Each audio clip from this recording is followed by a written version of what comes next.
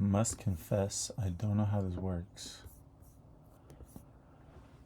But it appears there is a video in the top right and a chessable in the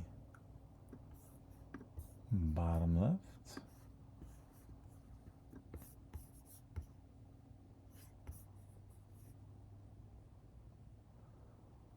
If I can rearrange it, I will. This is what the first time looks like, isn't it? Okay. Just have to make it big, full screen. So everything, I can even blow it up.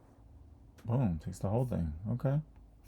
What if I even hit full screen like that? Oh, it's not full screen. Now it's full screen. Okay, whatever. Look. This is, I gotta look at this and not this. This is absolute day one beginner of grunfeld. What I'm learning about learning and about the internet is that it's rare to see a true beginner become a champion. It's much more common to find someone in the middle of their journey become a champion. At some point in their journey, they awakened and said, this is great. I love this so much. I should learn about it. I should stream about it. I should record it. I should pull other people up with my knowledge as I climb this ladder. Very few times do we get to join that story before step one. This is one of those times. This is before step one. So here is me going from 0 to wherever as a grunfeld student. Grunfeld. I love the ethos of this opening.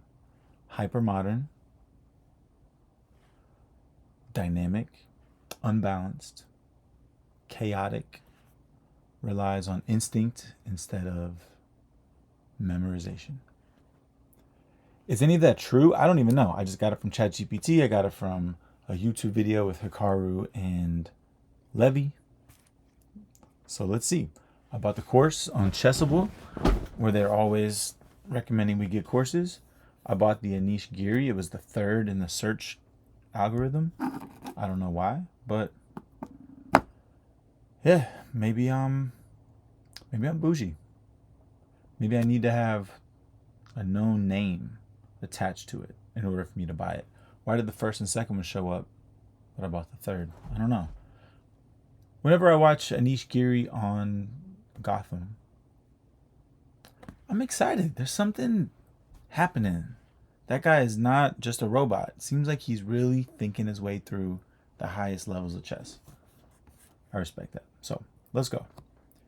Jumping in, day one, Grunfeld. Grunfeld opening, the most dynamic weapon one can find against d4. Okay. Against e4, I like to play the Pirz, which I think is a cousin, a sideline of the Grunfeld. So this is just against d4. Previously, I played the King's Indian, not particularly well.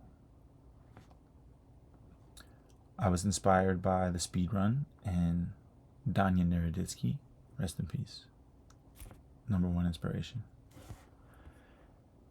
But I think I will go away from the King's Indian and experience new territory in the Grunfeld. So this is day one. First played in 1855. Ernst Grunfeld in 1922 had more success with the opening. So he defeated Alkaline, a former world champion. Alkaline adopted it, turned ahead to beat Bernstein in the 1923 Carlsbad tournament just a year later. Legendary players have played it. Kasparov, Vichy Anand, Magnus Carlsen, and Fabiano Caruana have had their Grunfeld phases. I love that. So for Anish Giri, the Grunfeld has been with him through the highs and lows of his chess career, playing it almost exclusively during early top tournament days, beating Carlsen with it when he was 16 years old. Incredible. So, when Anish Giri was 7, an older student in his classroom introduced the grunfeld. Anish could not believe his eyes. After being previously taught to occupy the center with d5 and e6 on moves 1 and 2, in the grunfeld you can take the pawn on d5 and play e4. And after this other stuff, okay, hold up, let's get into it. Hold on, we're getting into it apparently without any other introduction. Oh, here. Okay, so knight takes c3, pawn takes c3, b pawn, and then g7. What am I looking at? This is insane. I remember I was genuinely shocked. White has a full center and black has nothing to show for it.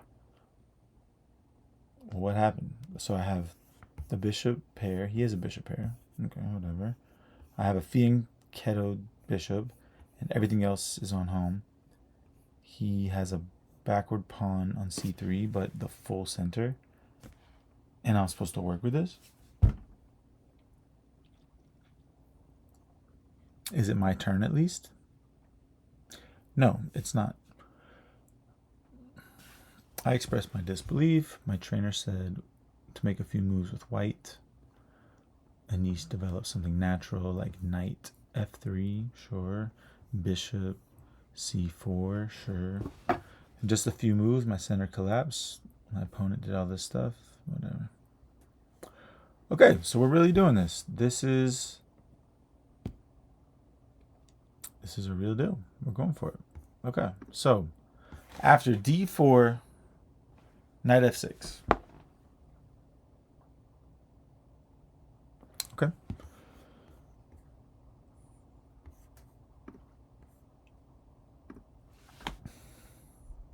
So there's 4 conceptually different parts. 1, typical grunfeld lines with rich play.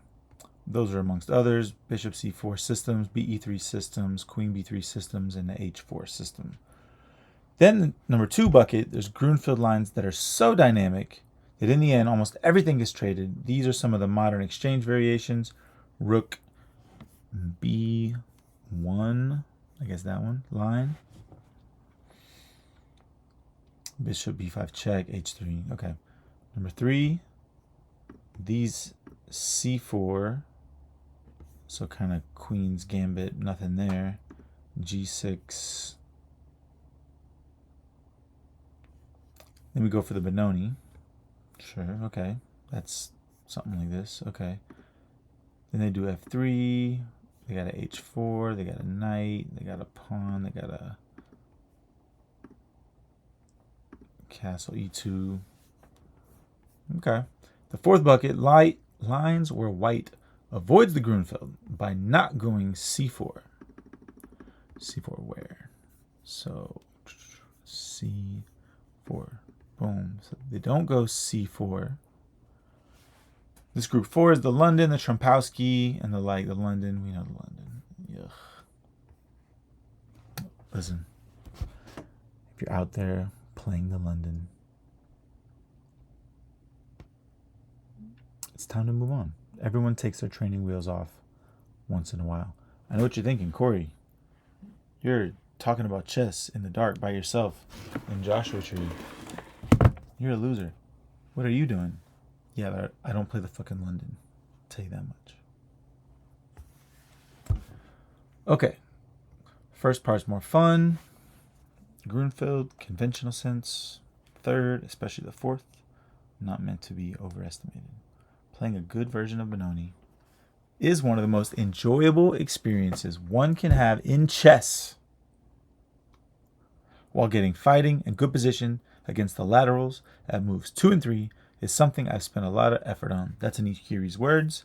Sounds really exciting. I guess we're actually getting into it. Here we go.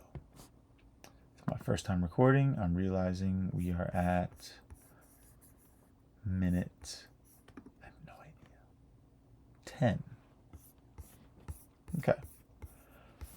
Let's go to 15, and that's all I got for you right now. Okay, let's get started.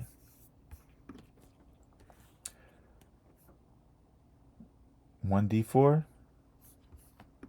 knight of 6. 2 c4. Let's fiend kettle that bitch. This sounds fun. Okay, so knight c3, and then we got pawn d5. Now this is the classical exchange variation. I'm taking. Ah, you want to put your... Oh, okay. So you're challenging me. I'm already taking your knight. And this is the classical. I'm going to face this more than I'll face anything else. And I'm looking at a bishop on the long diagonal biting into granite. Biting into granite is a trademark phrase by Daniel Naroditsky. I reckon I will owe a lot of royalties to his phrases, but that's just the language I learned. What? Okay, this is the most common ever formation. Okay. White's move c4, bishop c4. This variation has been the main line throughout the course of modern chess history. White develops the bishop actively. It's like an Italian bishop, intending to protect the d4 pawn with knight e2. Very harmonious. Okay. So they put their bishop there because they got their reasons.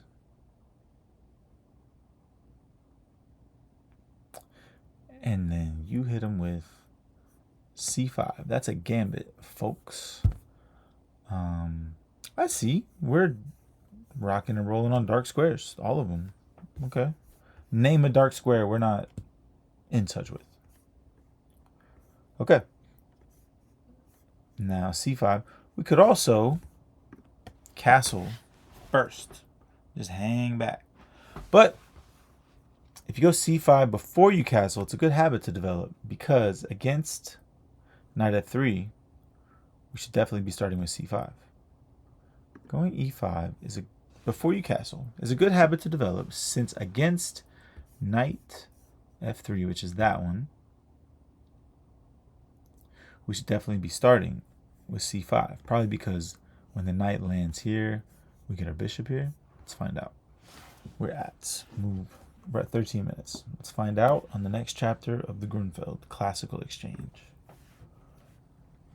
Okay, bishop goes there. We're going c5. All right, knight. White moves the knight to e2. The point of this setup, starting with bishop e3, only gives black an extra option of queen a5. Okay, what does that mean? All right, whatever. If they do the knight, it's not a good combination, because bishop c4, like I'm saying, will eventually pin the knight with this bishop to g4. Yes. Though not immediately, due to this g4. Whoa, it was a big tactic. Okay. Bishop takes, he takes. This is classic. Yeah, we know this.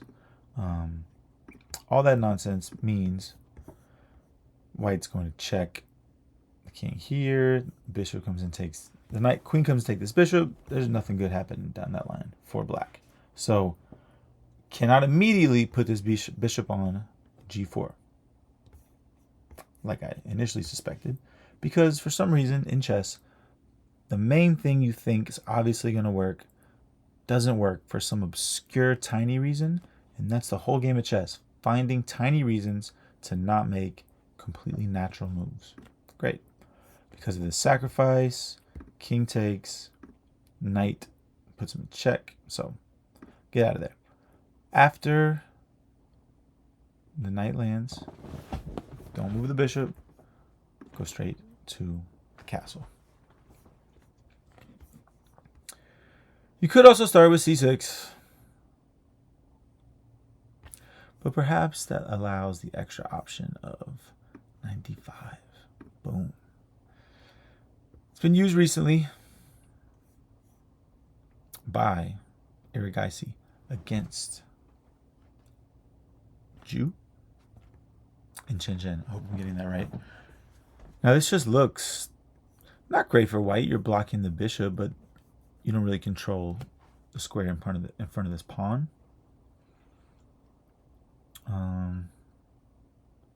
It's a rich idea. I'll save that possibility of always going king first, or saving this novelty of the knight jumping in. Now, is that just when this knight lands on e2, or also when this knight lands on f3? Let me go back. So, could also start with c6, but okay. e3, a5, f3 is not a good combination with bishop c4. If these are in combination, the bishop and his knight, then we cannot put the bishop on g4. But if white goes e2,